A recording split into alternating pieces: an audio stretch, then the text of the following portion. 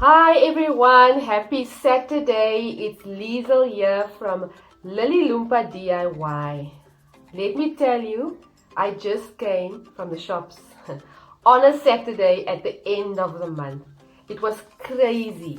So let me start off this video by saying it's a bad idea to go to the shops on a Saturday.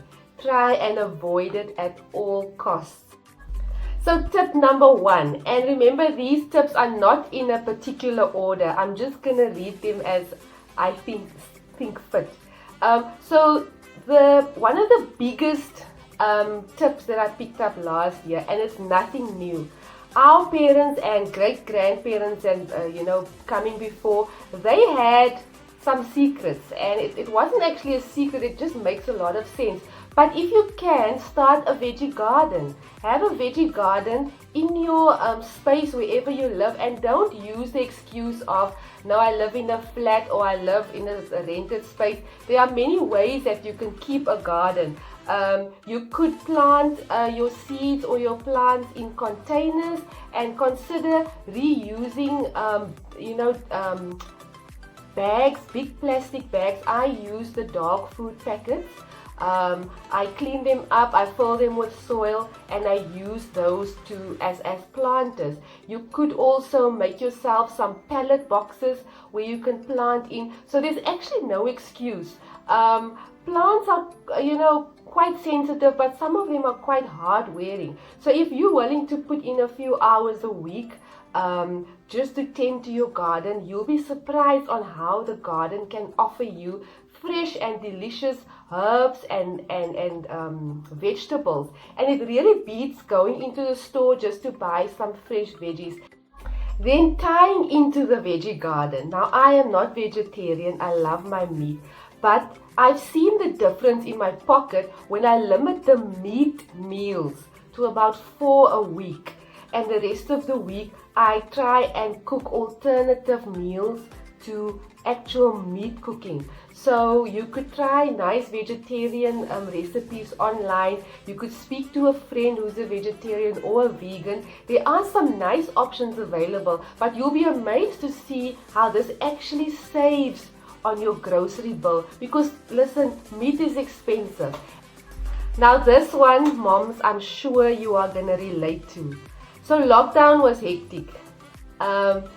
Hectic in so many ways, and unfortunate in so many ways. But the one thing I'm sure all of you are gonna agree to is the fact that our cupboards were constantly empty. The kids were eating the whole day. Anytime they felt like having a snack, they would go to the fridge or to the cupboard. So another tip is to limit your meals to the family, and specifically speak to them and say, listen here, I'm only going to allow 2 snacks for the day, and then you have your set meal times when everybody eats together. It definitely helps, because the frequent visits to the grocery cupboard and the fridge definitely does not. Stretch your ingredients as far as you can. What I've done is, what I always do is, for instance, I buy a chicken braai pack. In South Africa, we call it a braai pack. So you know that in the braai pack, you've got certain cuts of chicken. And what I usually do is, because not everybody likes the chicken breast, or they call it the dry meat, the white meat. So I usually take the breast out and I freeze them separately. So these are great if you want to make a stir fry again, or if you actually just want to cook the chicken breast and you pull it, like you can make pulled chicken sandwiches.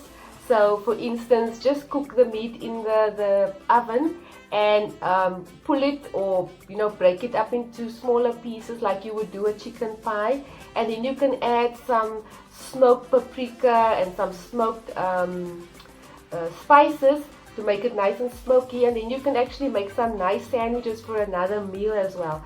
And then also the small cuts that stay behind sometimes, these are great for stews, for soups and things.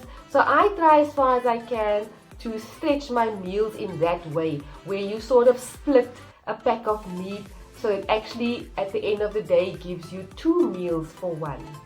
You know what happens? You've made a great pot of food. You've made a nice stew or a nice curry, and the pot is nearly empty. You always get that family member who takes the last piece of meat and they leave the gravy or the sauce in the pot, and then the pot goes back into the fridge. Now this used to drive me mad until I thought, okay, in fact there were a few times when I was trying to think of a meal idea in the afternoon, and I looked in the cupboard and then there was a pot of gravy still left of the previous night. And sorry, my camera seems to be out of focus. And then those gravies and sauces that stay over from the night before, they make a great base for a second meal. So you can either just scrape it out of the pot, and you know those brown pieces at the bottom, delicious. It really helps with your next meal. So save them or freeze them in little containers, and those are the basis for your next meal. And they actually give you nice meal ideas, because you do get days when you're not sure exactly what to cook. So please don't chuck them. They're valuable, they're nutritious, they still have lots of flavor from the food that you've made, and they really, at the end of the day, they help in a small way to stretch your grocery budget. Now, 2 or 3 weeks ago, I went into Pick n Pay, and they had some, it just said bones, beef bones, at the butchery, and sometimes they have a table and they put some cuts and meat and things they put on the table, and it was really marked down. I think it was 10 rand a bag, and it just looked like bones. So usually what I'll do is I'll use those bones in my soups, and I'm sure you do too. Or it definitely has a lot of flavor, and you know, the collagen and the broth and all those things. I'm not a health boffin, but I do know that that is good for you. But listen, let me tell you, I made a pot of curry last week with these bones, because these were meaty bones. And if I might say myself, that was one amazing meal. My husband could not stop raving about it. The meat was tender, it was flavorful, and obviously my spices and my touch made it even better. But from that 2 packs of bones, which cost me 20 rand, I made an amazing meal, because I was willing to look at the cheaper cuts.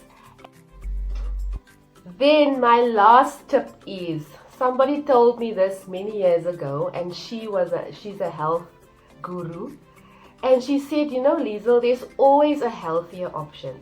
Even when you standing in the shop, and you know, we grew up with specific meals and recipes that we remember, and it doesn't necessarily mean that those recipes and meals were healthy. So always consider that there is a healthier option. Look at your options on the shelf, look at your options at the fridge in the store, and look for healthier alternatives. Same tip applies, for instance, when you are on the road a lot. If you're a person or your job requires that you stay on the road a lot, we don't always pack in food, you know, which would be healthier. So even if you stop at a convenience store, do consider that pies and a Coke is not necessarily the only option. You can buy a sandwich, you can buy some fruit, you can buy some water instead of the fizzy drinks, instead of the pies. But let me tell you, every now and then I do treat myself to a nice pie, a homemade pie. And obviously this is not my habit, but now and then you just crave that dough, that flaky dough. So, but in essence, there are always alternatives, and there's always a healthier option. So guys, those are my tips. The last one I want to add is, I mentioned it last week as well, do limit your trips to the store. Try and limit them as far as you can. Try and plan to say, okay, I'm only going to the store once a week, and these are only to replenish the fresh items that have maybe finished or expired, like your milk and your cheeses and so forth. But the rest of the time, try and stay away from the stores. It's tiring, and I might be influenced now because I just came from the store, but it's tiring. It is even more difficult now with COVID. So planning stays essential. It stays an essential tip. And if you want to keep within your budget, try and limit your trips to the store. So those are 8 tips that I hope will assist you. They might seem, like they're not important, but if you add all of these up, they do make a difference. And it also grows a consciousness within you and your mind and how you think about meals and grocery planning. Oh, another tip that I nearly forgot. These are your best friends. These leaflets, they help you plan and they help you save. Now, when Ashley and I got married, he is in general a very disciplined person, especially when it comes to money. So he would have, and he used to work in retail. So he's got the buying experience, the retail experience, and he knows, the psychology behind retail and grocery shopping and all those things. So he used to gather all these leaflets from all the big stores.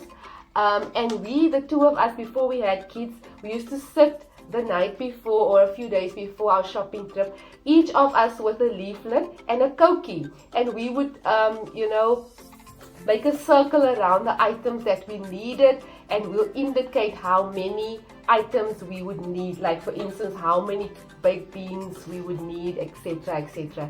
And then we would tally that, and that would have given us an idea of what our shopping trip would be like. And initially it was a shock to my system because I wasn't used to it, but once again it all adds up. It teaches us discipline, and at the end of the day it saves us money.